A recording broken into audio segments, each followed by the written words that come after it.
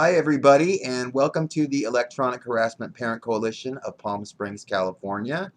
My name's Kevin Bond, and I am the owner of this site. And I just wanted to give everybody a little bit of insight tonight into today's postings. I think it's significant, and I think I want to make sure that the tone is right, first of all, because when you write about like anti-terrorism and the things that I write about, I don't ever want it to be misconstrued that I in any way would ever commit like an act of violence, Paducah, Kentucky, Columbine thing, nothing like that. Aaron, Alexis, I am an electronic harassment victim, and I do know the frustration that some of these people have gone through because I've been put in those situations. But today's blog post is seeking to explain to you that has Palm Springs already seen some versions of the Aaron Alexis story and you're not aware of it yet. And I highlight the curious case of Mr. Steve Cornelison, who is a friend of mine. And I hope he doesn't mind me saying it, but I know as a victim of this crime and what he must have gone through and had to spend some time in prison for, I wanted to do something for him that I wish somebody had done for me. So you see the story. He was the boyfriend, like I think two boyfriends removed, before myself with Stephen Fry. And, I think one of the turning points for me in learning about this technology is when Stephen Fry said, well, Steve Cornelison went crazy and he started hearing voices. Well, I was already hearing them. And then I looked at Stephen Fry and I thought, you bastard, how dare you sit there and accuse him of being crazy because he was hearing voices? And I've seen you doing the same thing, and I know you know who's behind it. And people always ask me, do you feel sorry for Stephen Fry? And in a way I do. In a way I do, because I think I know it's not easy what Lisa puts you through. And I know that he has gone a long, hard road with somebody who took like all his friends away and all his family contact away. And I mean, really, she took everything from him. And then he was put in a position to sell drugs. And then, of course, once you start doing something criminal, she has that to hang over your head because she's got it in with the police department. So he really had no other choice. I mean, and I know what it's like in Palm Springs as one of these people. She doesn't want us to have jobs. She doesn't want us to be successful. She doesn't want us to have cars. She doesn't want us to have our own apartments. She doesn't want us to have friends. She wants us isolated so that we will do something for her. And then once you've done something criminal and there's one strike against you, you are just one step away from prison. And you see that in, and I'll tell you about this. You see that in the first arrest that I had that's no longer on my record. You see an attempt by her to, stick a key under a mat to a house that I actually had permission to be at and was delivering the mail. And then, of course, she subsequently puts the key under the mat, tells me to go, in my head, to go into this house, and there's the key. So obviously she knew it was there. And then I get arrested for burglarizing the house. Well, I was supposed to be there and picking up the mail and, helping Stephen because he was in the hospital. And I even told the cops that, but they never did anything. So today's story is all about what I knew about Steve Cornelison, who is a friend of mine. I met him while I was taking a class, and he was there for that. But he had already spent like a year and a half in prison. And part of the reason he was in prison was because he was found, get this, naked in the neighbor's home while he was in a relationship with Stephen Fry. Now, see, I've already told you guys how that works. Basically, Lisa and her brother set up this situation with Stephen Fry where it looks like he's a protected drug dealer for the Palm Springs Police Department. And for his part, for their part, they don't do anything but make it look that way too. So then she acts like it's, this is some secret communication thing that we do to keep him protected. So it's like an initiation thing. You have to show what you're willing to do to protect Stephen. Will you do this? And after months of being, terrorized by people following you around and all this other stuff, you'll do pretty much anything to stop it. So, Steve Cornelison ends up naked in the neighbor's house. The police come, arrest him, and he looks crazy. What's he supposed to do? The voices told me to be naked in the neighbor's house? I reported my rape, and it couldn't have been the next night that she told me that I had to do this, and there was Kelly Pugh again arresting me for being naked in my neighbor's house taking a shower, which is what she told me to do. So what you see in the Steve Cornelison case is you see he gets a DUI for driving his car into the lobby of the Marquis Hotel. Well, yes, I mean, I understand driving under the influence is a bad thing, but when you exacerbate that problem with electronic harassment, as I'm sure some of the police officers know, you could potentially be considered a terrorist. Car bombings happen all the time. And it's one of those things where you don't understand how awful this is until this girl has done this to you. So here goes a car right into the lobby of the Marquis Hotel. What's he supposed to say? The voices told me to do it. They were distracting me. They made me so angry. I mean, you have to understand that this girl gets off on causing these kinds of problems. And what the police need to understand is it's not just causing problems for us. It's causing problems for you. Because she loves to see a cop get in trouble. She loves it. She loves watching what they go through. It's not about becoming a law enforcement officer for her. It's about making fun of you.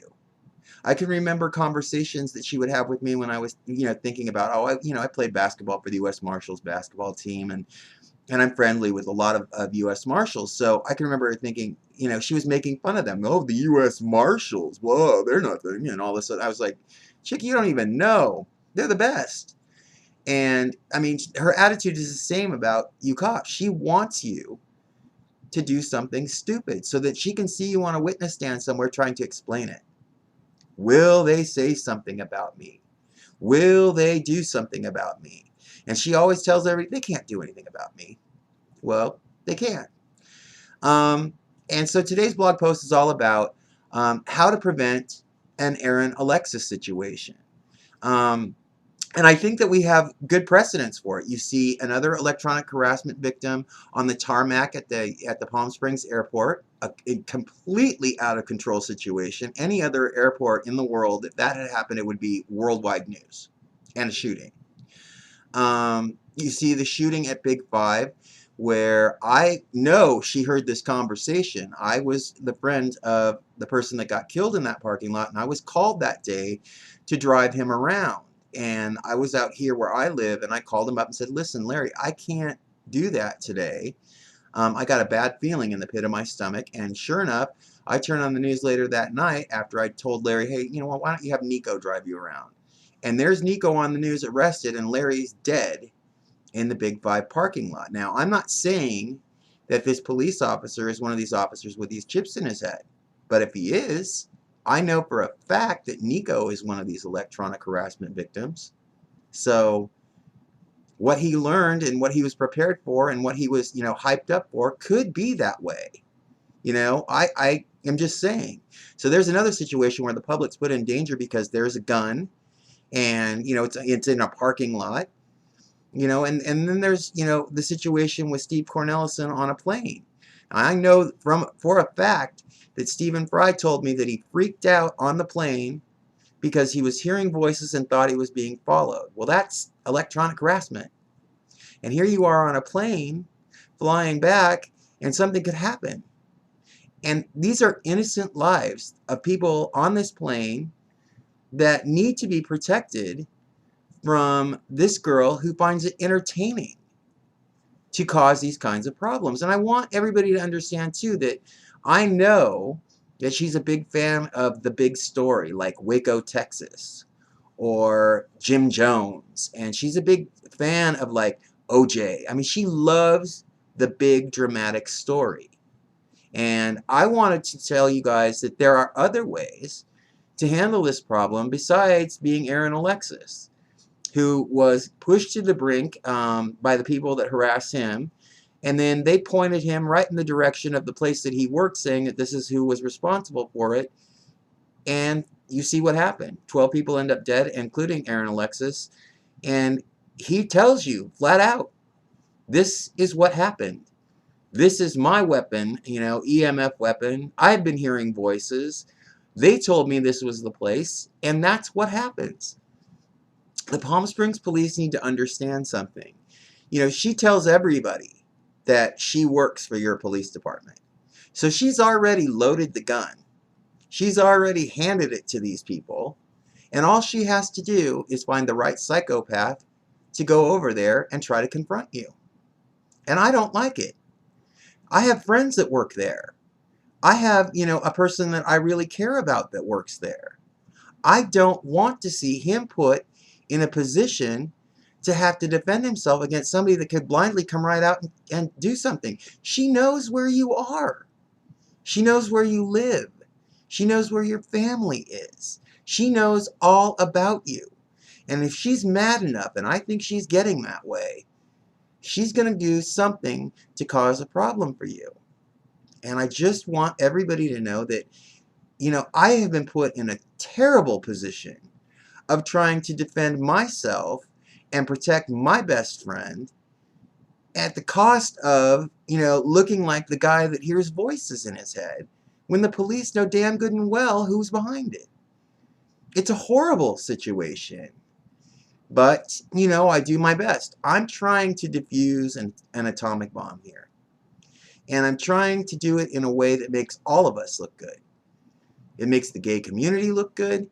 It makes the police department step up and say, we did something about this crime. And this is happening in police departments all over the place. We want to be the ones that stop this. Because if you don't stop it, we're going to have something really horrible happening. And she's going to claim no responsibility to it because she's sitting in her house doing drugs. I just want to let everybody know that that's my tone. I'm not a violent person. I would never do anything. I wouldn't. I don't own a weapon. I don't do anything like that. But tomorrow I have an appointment in Palm Springs. And, the first thing she's going to do is find out where it is. Try to see if there's one of these victims that she can piss off all night long and have them wait in the parking lot to have a confrontation with me. I've seen it before. So I just wanted to let you guys know that that's my tone. I'm really trying to be upbeat about this, but we've already seen little baby Aaron Alexis situations happening. We've been lucky so far. And there's one more situation. There are little kids that are already implanted with these devices. And Anthony Davieri has already reported that there were these child pornography movies. It is so vital that we find who these kids are so they're not put in a position to commit an act of violence at school or spread disease. It's so important that we do this because I know this girl and her affinity for children and problems for children is big. That's what I've heard. And I just want to make sure that we all do our best to stop what could potentially be a major problem. And, one of my friends is in charge of, school security for the Los Angeles County School District. And I haven't even told him about what this would be like. But if he could have this kind of information, I'm sure he would find a way. And I think that all of our kids deserve to be safe from kids that potentially could be pointed at other kids or teachers or something like that. So everybody realize that I'm doing my best. And I hope I'll be safe tomorrow. Have a good night.